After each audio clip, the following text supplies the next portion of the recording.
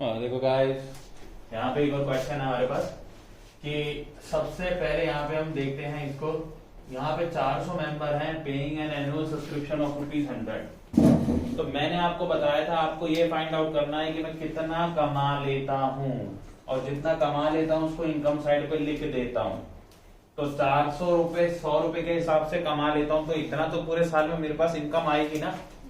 अब चाहे वो कैश में आए चाहे वो ना आए, तो बाय सब्सक्रिप्शन आप लिख दोगे कितना,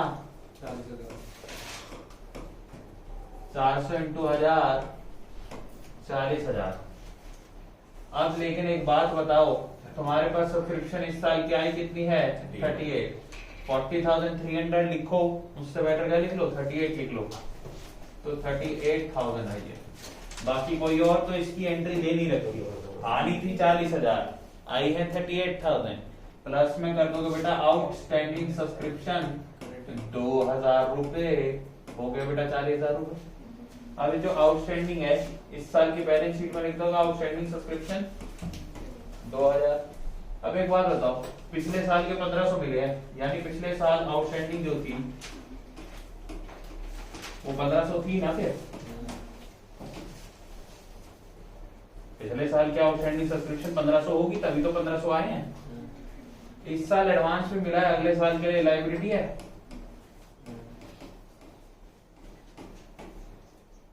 आगे देखो भाई, भैया 1500 कैसे आया?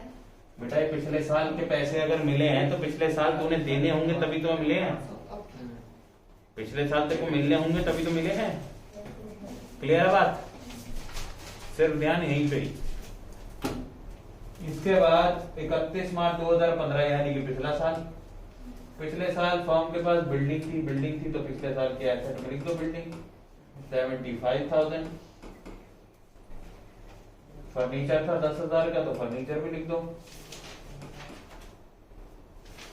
फिर बेटा ये बुक्स थी 6,000 की, तो बुक्स भी लिख दो। फिर बेटा बॉन्ड्स थे 10,000 के, बॉन्ड्स भी लिख दो।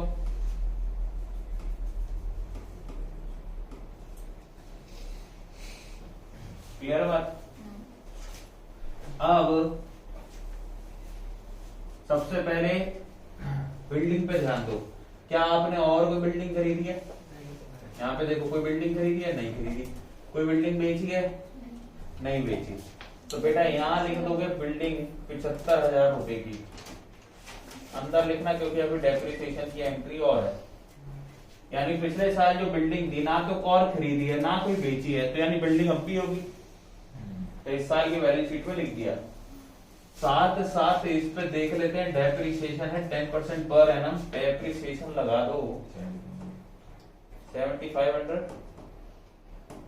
तो कितना आ जाएगी वैल्यू 67,500। और ये डेप्रिसिएशन कहाँ लिख देंगे, एक्सपेंडिचर साइड में। टू डेप्रिसिएशन ऑन बिल्डिंग कितना 7,500। साथ ही साथ यहाँ पे देखो फर्नीचर दे रखा है 10,000 रुपए का। फर्नीचर और खरीदा भी है, पेमेंट करी है तो खरीदा भी है। लेकिन साथ ही साथ यहाँ देखो तो एक बेचा भी है 2,000 रुपए का, क्योंकि बुक वैल्यू कितनी है उसकी 2,000। अब देखो फर्नीचर कितने का हो जाएगा, लेस कर दो डेप्रिसिएशन। अब देखो यहाँ पे हम लिख रहे हैं फर्नीचर कितने का हो जाएगा बेटा, 20% करना है। 10,000 रुपए का तो स्टार्टिंग में था हमारे पास पिछली बैलेंस शीट में। 7 का और खरीदा, इसमें से 2,000 रुपए का बेच दिया, चाहे जितने बेचा।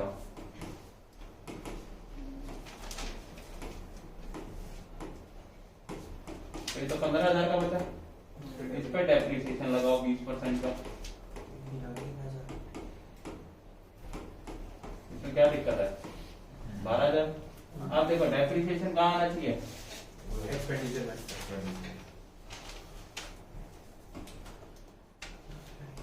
कितना, 3,000 रुपए। साथ ही साथ एक और बात देखो, अगर 2,000 का फर्नीचर 400 रुपए में बेच रहे हो तो 1,600 रुपए का नुकसान हुआ है।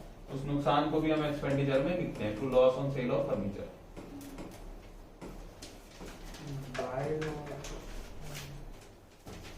बाय में इनकम्स आती हैं, तो बेटा लॉस आपका 2 में आएगा।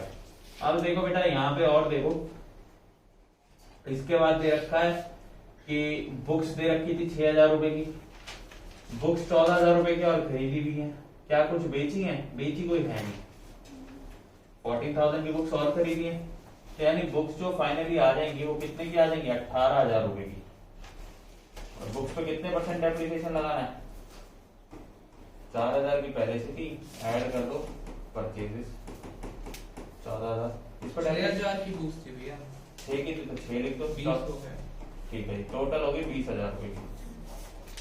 अच्छा कितना डेप्रिसिएशन लगाना था? 20%। 20% होता है 20,000 का 4,000, तो 16,000 होता है। और ये डेप्रिसिएशन भी कहाँ लिख देंगे?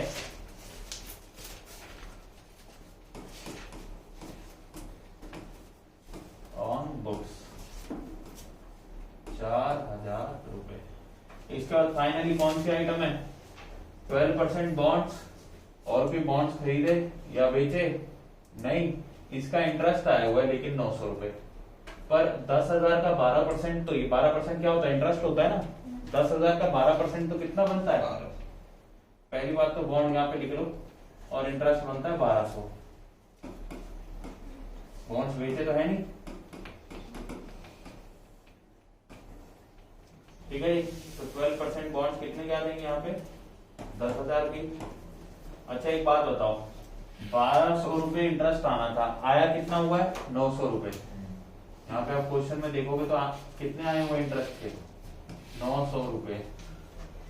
900 आए हुए, 300 रुपए आउटस्टैंडिंग है, इसका मतलब एक्रूड है। तो बेटा इनकम साइड में लिख लो इंटरेस्ट ऑन बॉन्ड 900, ऐड कर दो एक्रूड। हिडन एंट्री है ये।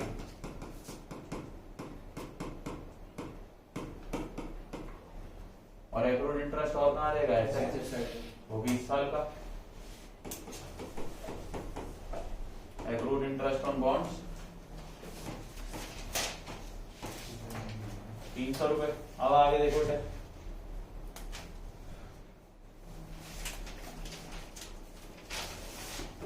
सैलरीज ऑफ 1,500 रुपए for March 2016 were not paid until 7 April 2016। Salary 1,500 की पे नहीं करी मार्च 2016 की, तो बेटा आउटस्टैंडिंग सैलरी ऐड कर दो। ये तो पिछले क्वेश्चन में भी हमने आपको कराया था। तो टू सैलरी कितना आ जाएगा?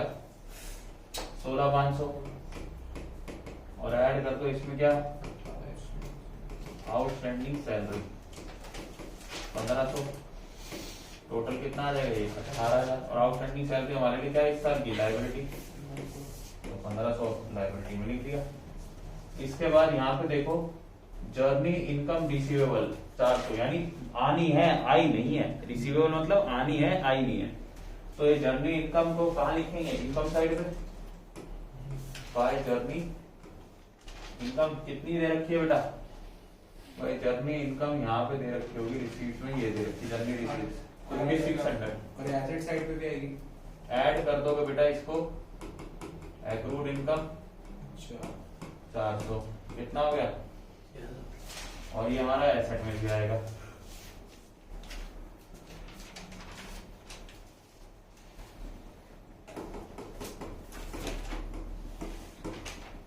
ठीक है जी, 400 रुपए से फिर जितनी आनी बाकी है। क्लियर बात? अब इसके बाद क्वेश्चन देखेंगे बेटे। इसके बाद charge depreciation 10% on building. Building पे भाई हमने लगा दिया, मूविंग मशीन पे लगाना था वो लगाया नहीं। ये खरीदी है 10,000 रुपए की, 9 महीने, और वो भी बेटा 1/7/2015 को, यानी 9 महीने पहले, 1 जुलाई को खरीदी है। 9 महीने पहले कितने की आइटम है? 10,000 की। तो 10,000 पे आप 10% डेप्रिसिएशन लगाओगे। 9 महीने के हिसाब से लगाना। हाँ जी, 700 बाय सॉरी यहाँ पे लिख दोगे मूविंग मशीन 10,000 और इस पर डेप्रिसिएशन कितना रहने वाला? 9,250।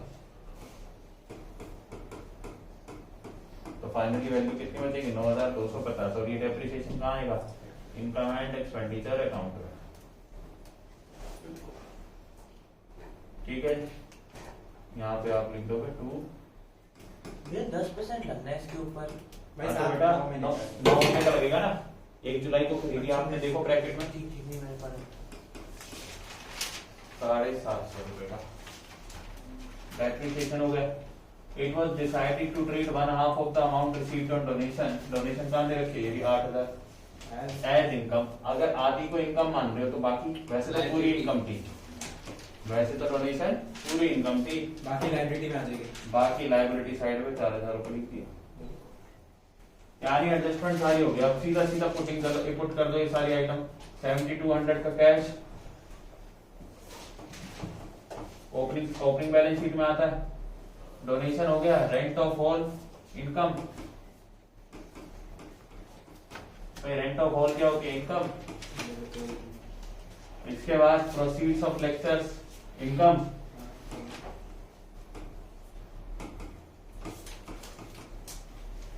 इसके बाद इंटरेस्ट ऑन बॉन्ड हो गया generate. Sale of old newspaper income.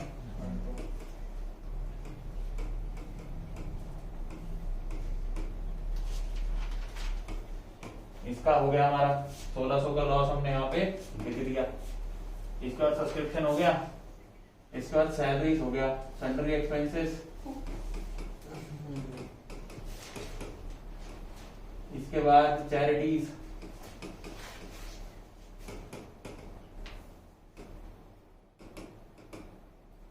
इसके बाद कॉस्ट ऑफ लेक्चर 3000।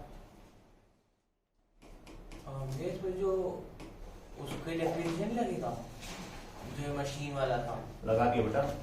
नहीं, इसमें एक्सपेंस नहीं आएगा वो। तो लिखा तो है ना डेप्रिसिएशन ऑन मूविंग मशीन, ठीक है। ये लिखा हुआ बेटा। इसका न्यूज़पेपर 3800। थोड़ी जगह कम है तो थोड़ा बस ऐसे ही लिख रहा हूँ। इसके बाद जर्नी एक्सपेंसेस हो गए, बुक हो गए, मूविंग मशीन हो गया, पोस्टेज और कन्वेंस 400 और 800 एक्सपेंस है ना सारे ये।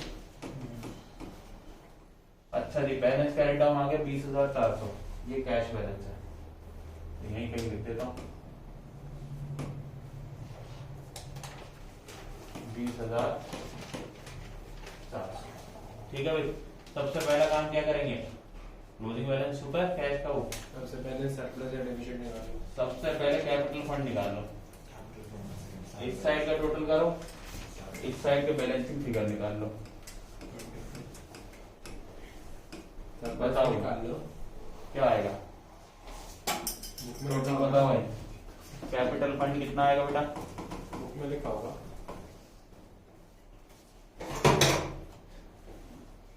75 और 10 85, 85 और 10 95, 95 और 6 1,01,000, 1,02,500, 1,09,700 है टोटल। तो यहाँ पे कैपिटल फंड की बैलेंसिंग फिगर कितनी बचेगी? 1,09,700। बेटा एक बार चेक कर लेना। सही है। तो कैपिटल फंड यहाँ पे लिख देंगे 1,09,700। ऐड करोगे क्या? सरप्लस। सरप्लस कितना है भाई? 21,850।